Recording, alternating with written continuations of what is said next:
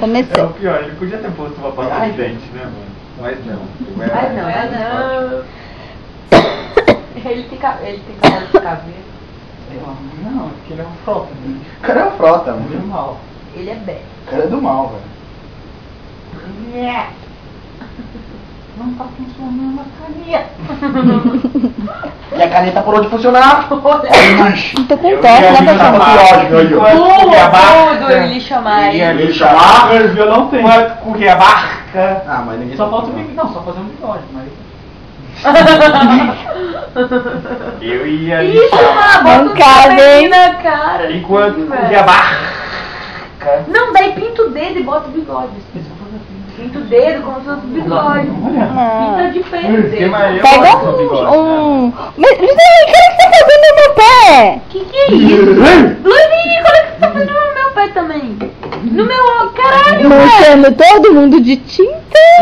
Tô sentindo aqui o negócio que é água. Nunca imaginei eu fazendo isso com a caneta e ela... Será que eu tenho manchado minha...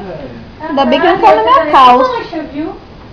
Você vem Lógico que lavar não. logo, vem. Só tinha. Não, ficou só no meu pé. Eu ia lhe chamar. Coloca ponto no L. Tipo, No LS, coloca ponto no LS. Aí, ó. Demais essa tatuagem, hein? Aí, ó. Nossa. Pra fazer essa tatu aí, ó. Tem que ser macho demais. Tá Pode certo? parar de gravar? Vamos falar aí, ó. Não, make off. Esse é o making off. Filma os bastidores. Já filmei, a Mar, já Marcha. filmei o... O frota Todo ali. mundo tava aqui já. Deixa eu ver essa tatuagem, preciso. Dá uma ligada nessa tatu. Aí. Aí, ó. Eu ia lhe chamar. Quanto Isso corria é a tatu barca. de homem aí, ó. Alexandre Frota aí, ó. Vou tatuar. Eu ia lhe Demais. chamar. Enquanto corria a barca. Eu ia lhe chamar. Enquanto corria a barca. Eu ia lhe chamar. Quanto Corria a barca.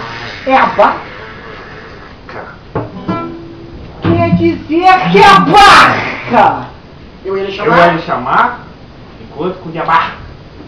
Você vai fazer? Pra você. Não, é só o bigode agora. Não, você vai fazer o Fred Mercury manchado. Não, mas o Fred Mercury é só o bigode, mano. Agora que eu lembrei. É. É muito mais justo. Por quê? O Fred Mercury ele só tem um bigode, mano. Preto, só que eu sou só então. Caralho, meus óculos. Então vai logo, porque, mano. Pronto, vamos começar. Agora vai começar o vídeo de verdade. Vai, Frotia.